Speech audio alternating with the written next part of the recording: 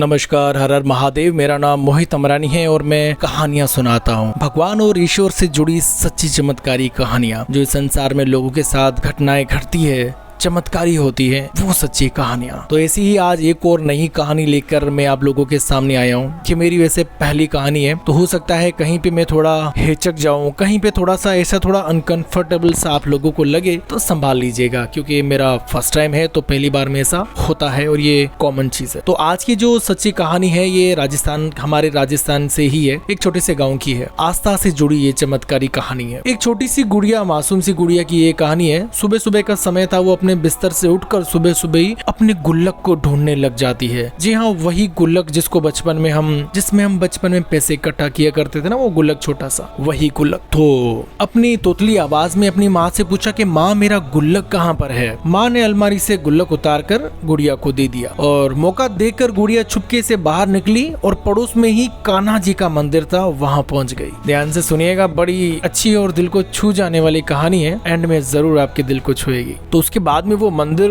पहुंच गई। सुबह सुबह मंदिर में काफी भीड़ होती है, ये तो हम सभी को पता है। तो वैसे ही मंदिर में काफी भीड़ थी, पर किसी तरह वो अपने हाथ में गुल्लक लिए हुए कान्हा जी की मूर्ति के सामने पहुंची और पंडित जी को बोली कि बाबा जला कान्हा जी को बाहर बुलाइए। सुनिएगा जरूर, तोतली सी आवाज में बोली, पंडित जी कान्हा जी को बोलिए ना जला बाहर आइए। तो पंडित जी बोले, अरे बेटा, कान्हा जी अभी सो रही हैं, तुम बाद में आना। लेकिन गुड़िया को तो अभी मिलना था कान्हा जी से, तो बाद में वो कैसे आती भला। तो हर कोई गुड़िया को ऐसे देखने लग गया। गुड़िया जोर से चिल्लाकर बोली ऐसे, कान्हा उठो, जल्दी उठो, बाहर आओ, भला इतनी देर तक कोई सोता है क्या। ऐसे गुड़िया चिल्लाकर बोली। तो सब लोग ऐसे गुड़िया को घूरने लग गए। होता है ना, सडनली अगर कोई ऐसे भगवान को मंदिर में ऐसे जाके कोई बोलेगा तो हमारी भी नजरें पड़ जाती है यार, मतलब ऐसे कैसे कोई बोल सकता है।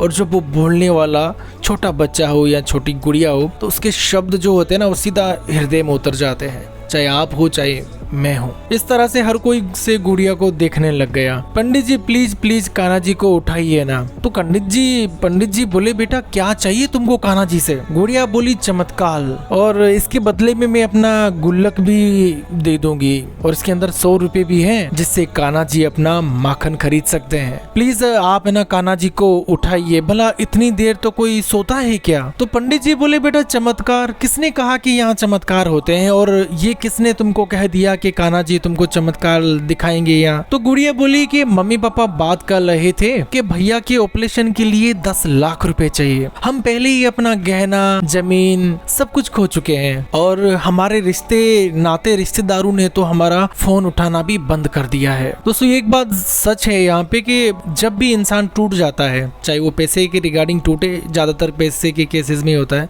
उस टाइम पे अगर सबसे पहले हमारा साथ छोड़ने वाला कोई होता है तो वो हमारे रिश्तेदार होते हैं, चाहे उनके पास कितना भी हो। लेकिन ऐसा नहीं कि किसी गरीब की मदद हो जाए, गरीब की तो छोड़ो, अगर किसी अपने की भी मदद हो जाए, पर वो ऐसा नहीं करेंगे। अब क्यों नहीं करते ये मैं कभी नहीं समझ पाया। पास में ही एक खड़ा व्यक्ति गुड़िया को काफी देर से देखे जा रहा था, उसको नोटिस भी कर रहा था और उसकी बातों को बड़ा गौर से सुने जा रहा था। तो उस व्यक्ति ने गुड़िया से पूछा कि बेटा क्या हुआ तुम्हारे भैया को। गुड़िया सहमी सी धीरे से बोली, ट्यूमर है, ब्रेन ट्यूमर। जी अंकल जी, वो है ना बहुत खतरनाक बीमारी होती है। अब वो व्यक्ति मुस्कुराते हुए कान्हा जी की मूर्ति के सामने देखने लगा और उसकी आंखों में श्रद्धा के आंसू बहे आए और रंधे हुए गले से बोला, कई बार जैसे हम रोज बोलते बोलते रोने लग जाते हैं और फिर बोलने में जो हमको ऐसे वो दर्द महसूस होता है ना, उस दर्द के साथ में वो आदमी बोला कि अच्छा तो तुम वही लड़की हो। अरे कान्हा जी ने ना मुझे आज सुबह ही तुम्हारे बारे में बताया था, मेरा ही नाम चमत्कार है, लाओ तुम ये ना गुल्लक मुझे दे दो। तो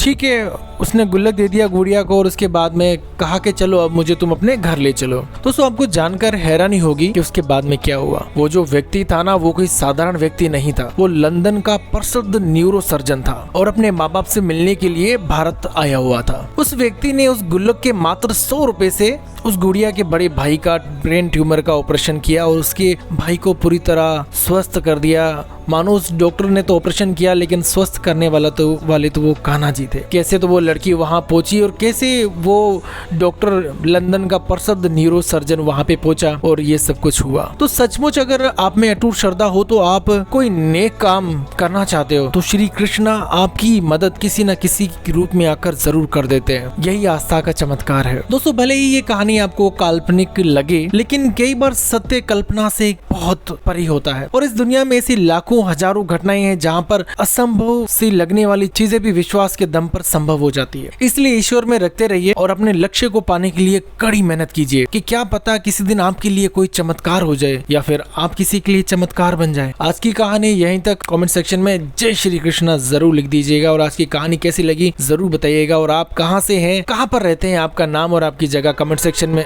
जरूर लिखिएगा। और ऐसी ही और कहानियां देखने के लिए श्री कृष्ण भगवान के सच्चे भक्त, मेरे जैसे भक्त, चैनल को सब्सक्राइब जरूर कीजिएगा। तब तक के लिए जय श्री राम, हर हर महादेव, जय महाकाल।